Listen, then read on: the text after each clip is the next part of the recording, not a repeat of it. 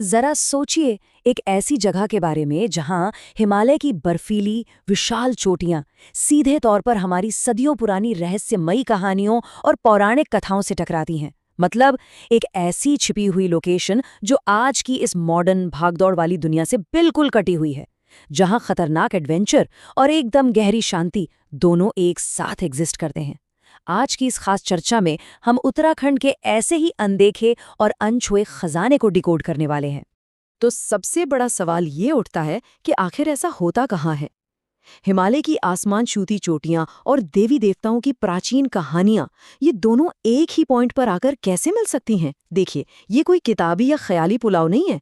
इसका असली जवाब उत्तराखंड के चमोली जिले की गहराइयों में छुपा है, मेन स्ट्रीम टूरिज्म की नजरों से बिल्कुल दूर। ये एक ऐसा जियोग्राफिकल चमत्कार है ना, जहां इतिहास, गहरी आस्था और एकदम बेदाग प्रकृति आपस में इस तरह गुंथे हुए हैं कि पहली बार में तो यकीन करना ही मुश्किल हो जाता है।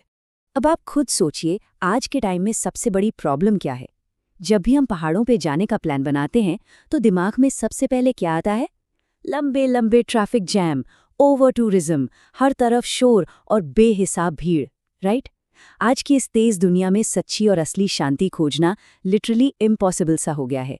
लेकिन यहीं पर एंट्री होती है नंदप्रयाग की। ये इस शोर शराबे वाली दुनिया का एकदम परफेक्ट इलाज है। एक ऐसा रेयर और पूरी तरह से शांत ठिकाना जिसकी तलाश हम में से हर उस इंसान को है जो रूटीन से थक चुका है। यहाँ आकर दुनिया का सारा शोर बस अचानक से थम जाता है। तो आखिर इस जगह में ऐसा क्या मैजिक है? यहीं पर हमें पंचप्रयाग का असली कॉन्सेप्ट समझ आता है।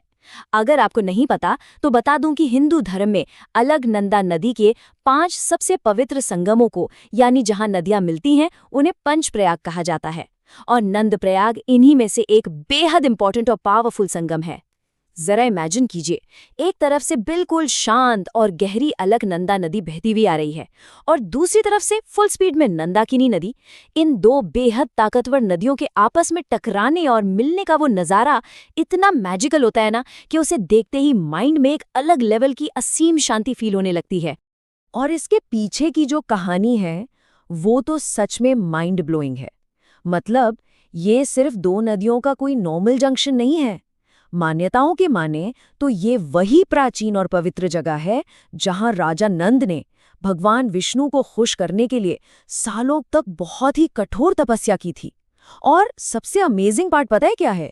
ऐसा कहा जाता है कि भगवान विष्णु उनकी तपस्या से इतने इम्प्रेस हुए कि उन्होंने एक छोटे से बच्चे के रूप में उन्हें साक्षात दर्शन दिए।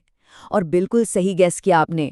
इसी वजह से इस संगम और इस पूरे कस्बे का नाम राजा नंद के नाम पर नंदप्रयाग पड़ गया। ये एक सिंगल कहानी इस पूरी जगह को एक ऐसी मिस्टीरियस और स्पिरिचुअल एनर्जी से भर देती है जिसे आप बस वहीं जाकर फील कर सकते हैं। अब ये जो प्राचीन ऊर्जा है ना, ये सिर्फ उन नदियों के पानी तक ही लिमिटेड नहीं है। इसी कस्बे के ठीक बीचों बीच एक बहुत ही पुराना गोपाल जी का मंदिर है जो भगवान कृष्ण को डेडिकेटेड है। इसकी आर्किटेक्चर इतनी शानदार है कि आप उसे बस निहारते रह जाएंगे। जो भी लोग, या कह लीजिए जो भी तीर्थयात्री आध्यात्मिक शांति की तलाश में यहाँ आते हैं, उनके लिए ये मंदिर एक मेन हब की तरह काम करता है। ऐसा फील होता है जैसे ये इकलौता मंदिर पूरे नंदप्रयाग की उस स्पिरिचुअल वाइब को अपने अंदर होल्ड किए हुए है और उसे एक बहुत ही स्ट्रॉन्ग बेस दे रहा है। अच्छा, अब जरा एक सेकंड के लिए इस नंबर पर फोकस करते हैं, 12। ये कोई रैंडम नंबर नहीं है। इस पूरे हिमालयन रीजन के सबसे बड़े, सबसे मिस्टीरियस कल्चरल इवेंट को समझने की ये मास्टर की है। जरा सोचिए, एक ऐसा इवेंट, एक ऐसा ग्रैंड फेस्टिवल जिसके लिए लोगों को पूरे 1 दशक से भी ज्यादा लंबा इंतजार करना पड़ता है। कोई फेस्टिवल हर साल आता है, कोई 2 साल में, लेकिन पूरे 12 साल का ये भारी भरकम इंतजार आखिर किस लिए किया जाता है ये सब? तो वो 12 साल का सस्पेंस खुलता है यहाँ, नौटी गांव में। नंदप्रयाग के पास बसा ये कोई आम पहाड़ों वाला गांव नहीं है। ये असल में उस विशाल, एकदम एपिक लेवल की नंदा देवी राजजात यात्रा का स्टार्टिंग पॉइंट है। एक ऐसी हिमालयी तीर्थ यात्रा जो पूरे 12 सालों में सिर्फ एक बार शुरू होती है। मतलब literally once in a decade.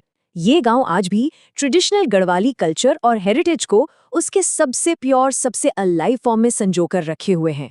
12 सालों का वो लंबा इंतजार, और फिर पहाड़ों के बीच से शुरू होता वो रोंगटे खड़े कर देने वाला कल्चरल सेलिब्रेशन। ये अपने आप में एक अलग ही दुनिया है। अब यहाँ ना आपको एक बहुत ही गजब का कॉन्ट्रास्ट देखने को मिलेगा, एकदम ऑपोजिट चीजें एक साथ। एक तरफ तो आपके पास उन पवित्र नदियों के संगम की वो अल्टीमेट निःशब्द कर देने वाली शांति है, जहां आप बस बैठकर कम ऊंचाई वाला एक सुकून भरा स्पिरिचुअल एक्सपीरियंस ले सकते हैं। लेकिन दूसरी तरफ अगर आप एडवेंचर जंकी हैं तो ये वही जगह है जो दुनिया के सबसे खतरनाक एड्रेनालिन रश देने वाले हाई एल्टीट्यूड ट्रैक्स का गेटवे भी है। घने डरावने जंगल, जमी हुई अल्पाइन झीलें, नंदा देवी और रूपकुंड जैसे वो जानलेवा ट्रैक्स यहीं से स्टार्ट होते हैं। एक ही जगह पर डीप पीस और एक्सट्रीम डेंजर का ऐसा पावरफुल कॉम्बिनेशन आपको दुनिया में और कहीं शायद ही देखने को मिले। और इसी रोमांच की अगर पीक की बात करें तो वो है नंदा देवी नेशनल पार्क। देखिए, ये कोई नॉर्मल वाइल्ड लाइफ सेंचुरी नहीं है जहां आप बस सफारी करने चले गए। ये एक prestigious UNESCO world heritage site है। नंदप्रयाग से थोड़ी ही दूरी पर मौजूद ये जगह अपनी अनूठी और असाधारण बायोडाइवर्सिटी के लिए पूरी दुनिया में जानी जाती है। जब आप यहाँ से नंदा देवी पीक के उन विशाल बादलों को चीरते हुए नज़ारों को देखते हैं ना, तो वो एक्सपीरियंस लिटरली किसी को भी हिप्नोटाइज कर सकता है। अगर आप नेचर लवर हैं तो मानकर चलिए कि ये जगह आपके लिए किसी जन्नत से कम नहीं है। लेकिन एक सेकंड रुकिए, अगर आप यहाँ आने का मन बना रहे हैं तो टाइमिंग को लेकर आपको बहुत स्ट्रैटेजिक होना पड़ेगा। ये वो वाला टूरिस्ट स्पॉट नहीं है जहाँ फ्राइडे नाइट को मूड बना, बैग उठाया और निकल गए, बिल्कुल नहीं। यहाँ आने का सबसे बेस्ट टाइम या तो अप्रैल से जून के बीच है या फिर सितंबर से नवंबर के बीच। इस दौरान नेचुरल ब्यूटी अपने पूरे चरम पर होती है। लेकिन जो सबसे बड़ा और लिटरली जानलेवा खतरा है वो आता है जुलाई और अगस्त के मॉनसून वाले महीनों में। भारी बारिश की वजह से यहाँ अचानक होने वाले लैंडस्लाइड्स का रिस्क बहुत बहुत ज्यादा बढ़ जाता है। तो सेफ्टी के पर्पस से इन महीनों में यहाँ आने का सोचना भी एक बहुत बड़ी गलती हो सकती है। इस बात को हमेशा ध्यान रखिएगा। अब थोड़ी बात लॉजिस्टिक्स की कर लेते हैं, जो आपको प्लान करने में काफी हेल्प करेगी। अब इतना रिमोट लोकेशन सुनकर ऐसा लग सकता है कि यहाँ पहुंचना तो इम्पॉसिबल होगा, पर ऐसा नहीं है। अगर आप फ्लाइट से आ रहे हैं तो देहरादून का जॉली ग्रैंड एयरपोर्ट यहाँ से लगभग 200 किलोमीटर दूर है, और अगर आप ट्रेन प्रेफर करते हैं तो ऋषिकेश रेलवे स्टेशन करीब 170 किलोमीटर की दूरी पर है। इन दोनों ही मेन हब से आपको नंदप्रयाग तक के लिए बसें और शेयरिंग टैक्सीज बहुत आराम से मिल जाती हैं। और ट्रस्ट मी, जैसे ही आप पहाड़ की उन घुमावदार सड़कों पर चढ़ना शुरू करते हैं, वो पूरा का पूरा सफ़र ही अपने आप में एक अलग लेवल का एडवेंचर बन जाता है। और हाँ, किसी भी कमाल की ट्रिप का सबसे बेस्ट पार्ट क्या होता है? ऑब्वियसली वहाँ का लोकल फूड।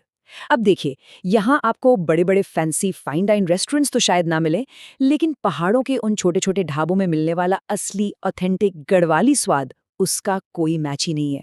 जरा इमेजिन कीजिए, सरसों के तेल और एकदम फ्रेश मसालों में भुने हुए गर्मा गर्म आलू के गुटके, पहाड़ की चुनिंदा दालों से बना हुआ टेस्टी फानू सूप और मालों के पत्तों में लपेटी गई वो ट्रेडिशनल मिठाई सिंगोरी। ये खाना सिर्फ आपकी भूख नहीं मिटाता, बल्कि इस पूरी जर्नी में एक एकदम असली लोकल फ्लेवर ऐड कर देता है। तो इस सफ़र को एकदम परफेक्ट बनाने के लिए मैं आपको कुछ क्विक इनसाइडर सर्वाइवल टिप्स देता हूँ।